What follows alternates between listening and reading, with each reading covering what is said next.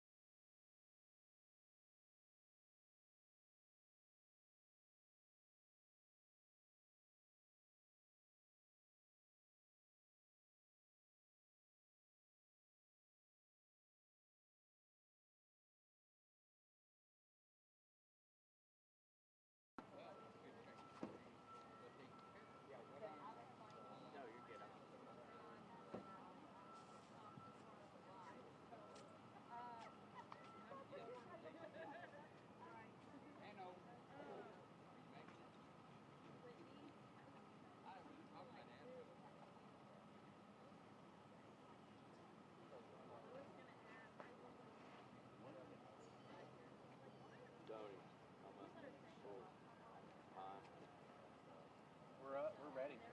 Dan, we're ready. Okay.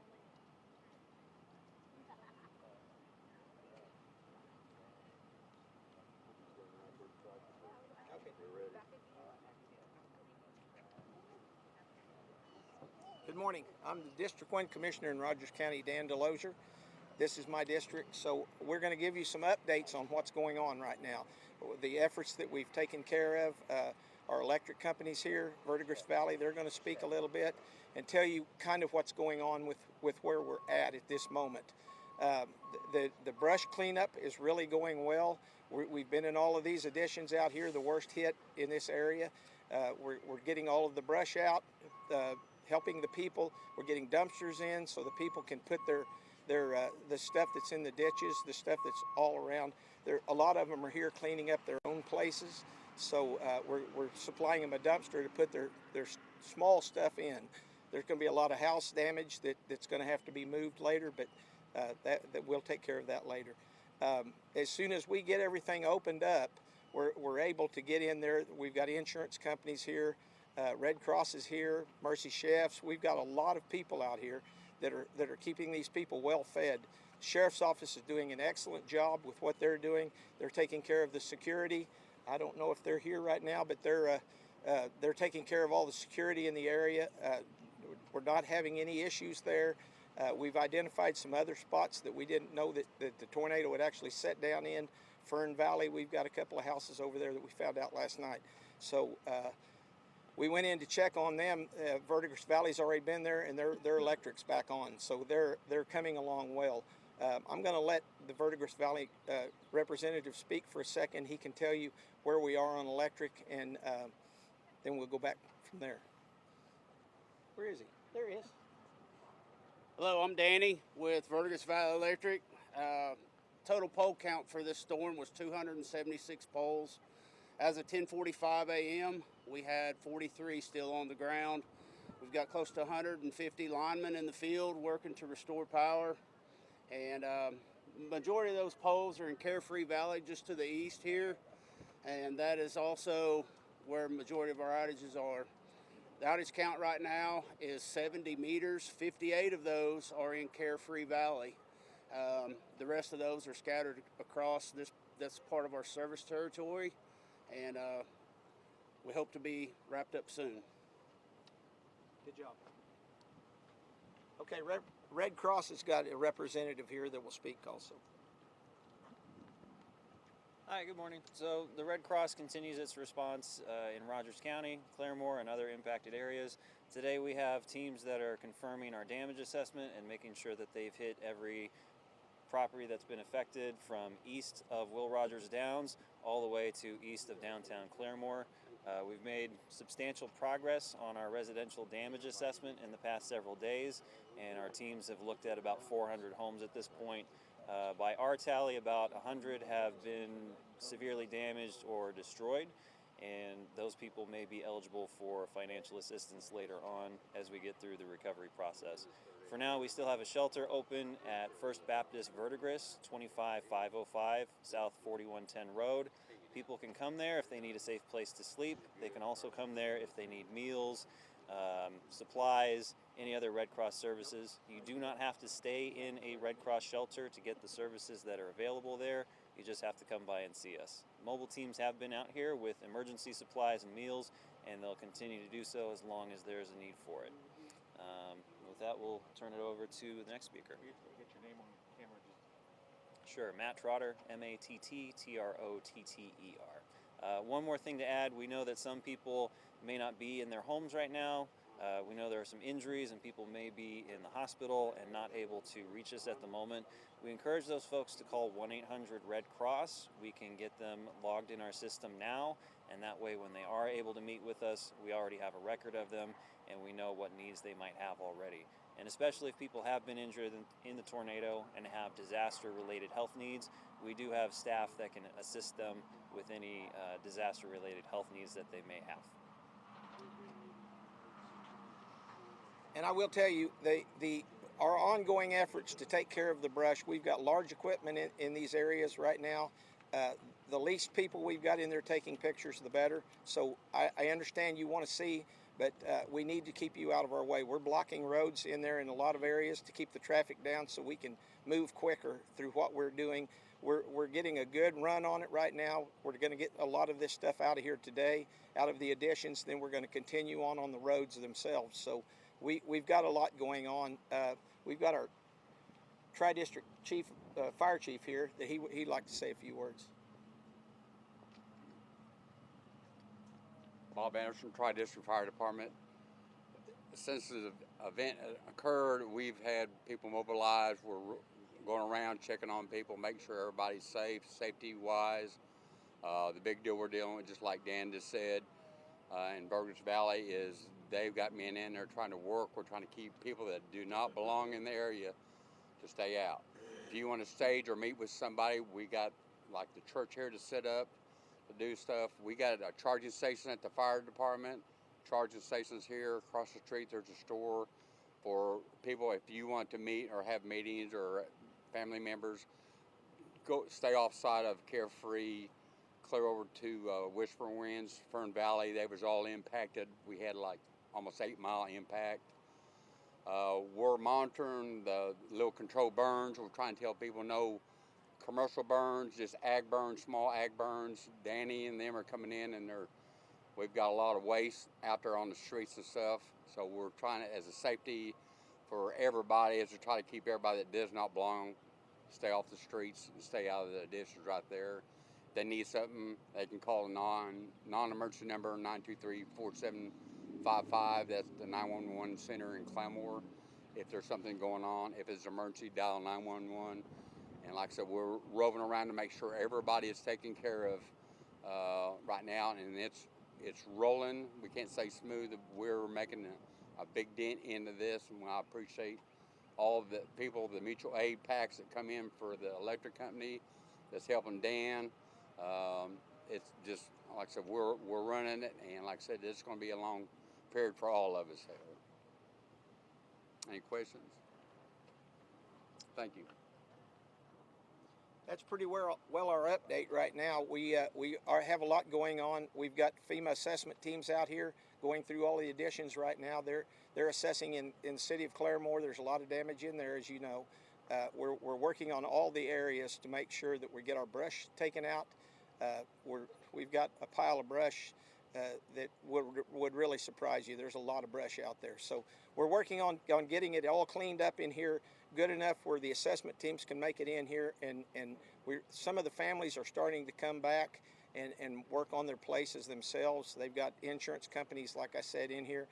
There's just a whole lot going on in there. And the more we can keep people out of there right now, the better off we are. We've got Clarice Doyle here from Claremore Progress. She lives there. One of her house was affected pretty hard. So there's just a lot going on. We thank you for you all coming out and checking, and we're doing fine. We're working on it. One other thing, the dumpsters that we have in here. We've got people asking, can anybody bring their trash out here? No. This is for the affected area. We would appreciate it if the people from outside this area would not be bringing their trash to the dumpsters out here. That seems to be an issue. So other than that, Steve's going to speak. Steve Massey with Emergency Management. As Dan stated, FEMA's on the ground. They're doing some assessments. We've had some people calling in asking where they could meet with FEMA. Folks, we are not at that point yet. These are preliminary assessments. This has not been declared federally. So I want to be clear. We are still in the assessment phase, and we are not at the point where they're meeting with individual folks. This is just the assessment phase. We're hoping to get there. We just don't know at this point. It looks bad, we know that. It feels bad, we know that. It just takes time to get through all the paperwork and everything. We've had questions about cleanup as far as transformers and things like that. Leave them lay, do not put them in your brush piles. They will be back to get that stuff picked up. The main concern is to get the power up and going first. So they're dropping stuff, letting it lay to get the power up, then they will come back and get it all picked up later. Any questions? Do you have an update on the condition of the 3 people in this area that were sent to the hospital? I do not have an update on that. I have not heard, but we can check into that. Is there a spot designated where people can bring their green waste now? We do not have the green waste set up for the public. That we are requesting that stuff gets put at the curb, and our county folks and our city folks are coming and picking that up from the curb. They will be back through. So if they've been through and picked up once, pile it back up, they will be back to get it again. We just don't have a place for the public to do that. We're trying to keep the public out of the way because those that are trying to do something are slowing down our crews. So we ask, put that at the curbs, let our crews do their job, and it can go much faster. Can you talk a little bit about the efforts to improve cell phone and internet connectivity out here? I have reached out to a contact. We will have about a mile circumference here from the Will Rogers Downs area, Eastern Hills Baptist Church area. They will have a blanket this evening in this area where there will be some wireless internet capabilities for the citizens in this area, and it will be here until that infrastructure is back up. Is that already set up? It is in process. They are on their way right now. Are you guys accepting volunteers yet? No, not at this point. We're still requesting no volunteers show up. If you want to come and help a family and friend on your own property, that is perfectly fine, but we do not have an organized volunteer teams going out at this point. And the reason we're not is we're in such close proximity in these things that if we get a lot of people in there with tractors and stuff, we're going to get somebody hurt. And right now we've done so well at not getting anybody hurt. We want to keep it that way. And when we get all the brush cleared out of there, there's a lot of families in there right now. Some of them have 25 people in there, and they're pulling everything out of their houses if their house is destroyed. They're taking that out. We're giving them access to get in and out of there, but we're trying to block a lot of the roads right now so our people can work. Verdigris Valley is still in there. Yesterday was pretty hectic because of all the pole work that they were doing in there.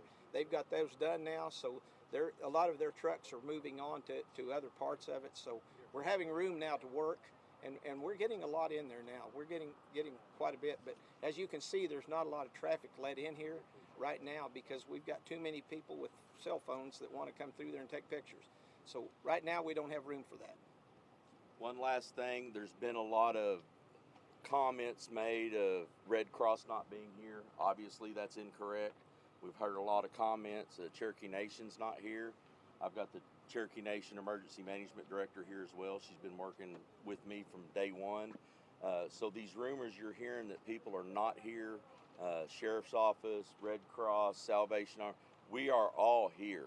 I assure you, we are all here. We've got a unified command going at the Emergency Operations Center at the courthouse. We are working hand in hand and constantly on the phones and talking and making decisions and getting teams out where they need to be. So I just want the citizens of Rogers County to rest assured these rumors that people are not here and people are not helping is completely false. They are here, they are helping, and that's why I wanted to make sure they were here so they could be seen. Can you clarify how much longer a curfew will be in effect and just why there's that big need for it? June 1st, at this point, it may be extended, it may not. We discussed this morning keeping it in effect longer. It just depends on where we are in the additions by then. We're coming along well, but we've still got a lot of brush to get out of these additions and along the roads. We don't need a whole lot of traffic out here, so that's one of the reasons we're keeping a lot of those people. And the curfew, we're starting to see some efforts. The sheriff's office isn't here, but we're starting to see some efforts on doing looting. So we're making sure that we're keeping them out here. I haven't talked to the Highway Patrol this morning, but we're going to request them stay a little longer. I've been in contact with the Sheriff's Office, and as Dan said, we are going to request the Highway Patrol. I will talk with their command staff here this afternoon. The curfew, folks, this isn't a conspiracy theory that we're trying to take people's rights.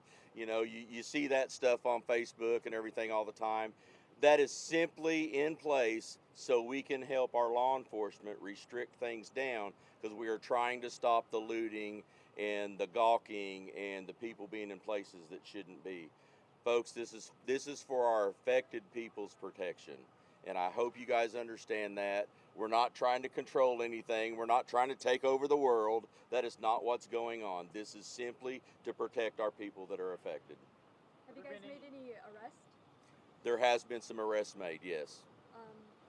Do you have a number? I do not know number. There's been a one bit of, I know for sure. I know there's been a few. In Claremore? Yes, Claremore and the county area. Okay. Commissioner, can you talk real quick on, maybe Steve as well? Why is it that you can't just immediately haul the brush off somewhere? And talk about, you can't just dump the brush somewhere and expect the county to burn it. No, There has to be a and permitting we're finding those efforts right now. Up by the courthouse, there's an empty lot up there that the county owns. I was just out there just a little while ago. They've been in there with dump trucks filling that up. It's full of brush. That wasn't authorized. We don't know where it came from. They must have done it in the middle of the night. We're going to now have to clean all of that up when this is all over with. So we are trying to not. The best thing we can do for everybody out here is to have them put it in the ditch. We can go through pretty quick, and there's a lot of areas now that we have the traffic out of the way. We're moving fast through these additions. So and we're going to come back. If we have to come back countless times, we will come back till we get all the brush out. But we don't need people hauling it out on the roads, in the additions, blocking everything. It just works better the way we're doing it, and it's a lot more efficient. And just to kind of put it into a little bit of perspective and explain it a little bit better, the documentation that is required on this type of stuff to this magnitude, we have to GPS every location of every tree that is downed and has a root ball. Imagine how many trees have been blown over and that root ball is exposed. We have to GPS every one of those for the documentation, hoping that we get that declaration. And that is a 100% requirement through FEMA. So that's how detailed this documentation has to get. We're documenting everybody's time. We're documenting everything that's been destroyed. It just takes a massive amount of time and a lot of resources and people to do that. But that's how extensive this is. This isn't just, I've got 2 trees down, I need it removed. GPS locations have to be obtained. So it's very extensive, folks, and we just ask for your cooperation and patience. And you can't just light this stuff on fire. Absolutely in a big not. Pile. You have to get permitting and DEQ. We'll probably involved. be a month before we can burn any of it once we get it all from DEQ. We've got a permit to stack it, but they're going to have to come and look at all of it before we can burn it. FEMA has to lay eyes on this stuff as well. So it's a process. It's not quick. That's for off-site, not inside the Carefree Valley. A lot of these people have small burns that we are checking on and giving them the okay to burn. But for everything that Danny is hauling off, has to go through EPA, DEQ, and get permitted. Where we're allowing small burns only, for ag stuff only. No commercial, plywood stuff like that. House stuff does not need to be burnt. We're not allowing that into. And that's why we have River dumpsters. Valley.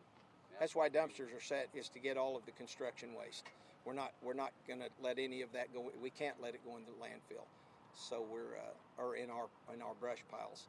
We're not going to allow any of that out there. So anyway, we've got a major pile right now. The city and the county are both dumping in the same area, and we've got a guy on a trackhoe out there stacking it, and it's probably 4 acres, 20 feet high right now. So lots of brush.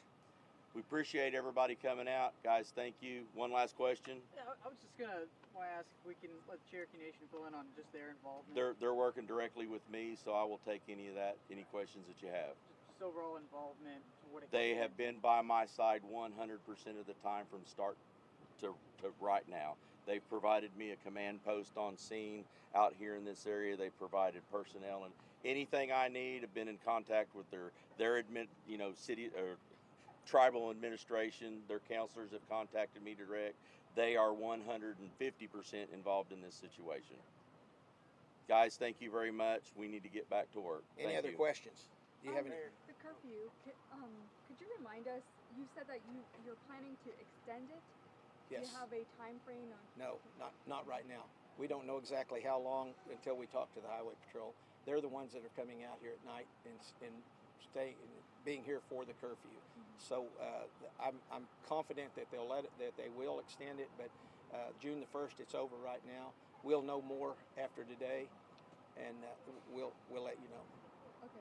Danny, we go. I saw that the city and municipal court building is closed. Is that due to power outages? Is that due to damage? There's damage at the police department. Damage. I'm not going to. I can't talk for the city, but they do have damage to the police department and the city area. They're getting a lot of their electric back on. In their meeting this morning, they were talking about they've only got one, whatever they call it, Yeah, circuit. one circuit off now. They have 28 circuits, and they've now got 27 of their circuits back on. So they're bringing people back online. There's a lot of people that are going to have to hire an electrician to hook it back to their house, but a lot of people are coming live now out in town. So. Any other questions? Do you know how much longer you estimated the folks in this neighborhood might still be without power? Well, Verdigris Valley's going to have the electric in there. They're going to have to hook up to it. They're going to have to hire an electrician if it pulled it out of their house, which most of the houses aren't going to even have electric anymore. So, but there are some in there that are good. Am I right? Yes. There are houses that all they're going to have to do is tie back onto the electric. Danny, can you talk about that process of getting your weatherhead fixed? Danny's a good name. So some of our members that have had damage on their side of the service, one for instance is just north of Carefree Valley up here. Their meters are on the house. The underground electric is what serves power to that meter, and even though the power line isn't damaged, we can't return power to that meter due to damage to the house unless we specifically talk to that homeowner. They understand that their main breaker on their sub panel inside their garage at that point of entry is turned off. Then at that point, that member assumes the liability to turn that breaker on. If that member's not home, we're leaving a note for them and letting them know that they need to have a licensed electrician inspect that sub panel and make sure that it's safe for voltage to return. And in the event that they are left off, once that inspection is completed, they need to call into the office and request for that meter to be reset. There's no charge for it. It's just a safety protocol that we follow at Verdigris Valley Electric. And we're seeing some electricians in there this morning. There are some electrician trucks in there, and I'm sure that's what they're doing is inspecting the houses to see if they can turn the electric back on. But Verdigris Valley's going to have it today. Probably most all of in there you'll have on, won't you? I'm not going to say They're that. they're doing the best they can. Let's just put it like that. As far as Carefree Valley is concerned, that's where the majority of our poles and our outages are located, as I mentioned earlier. The issue with Carefree Valley is, for the most part, replacement of those broken poles are with tracked machines only.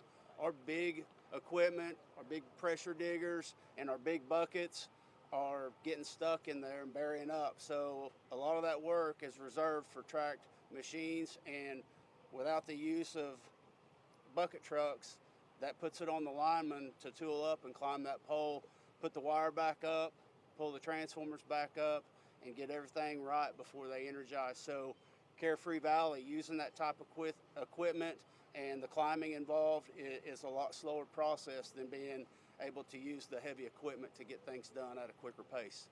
You said you have how many personnel? Overall, system-wide, we've had close to 150 linemen in the field to help with restoration efforts. Things are winding down, and we are concentrating more and more and more on the Carefree Valley area as crews get done with those jobs, and we're getting closer and closer until we're nearly to the end of this, where nearly all of our line personnel will be working in Carefree Valley.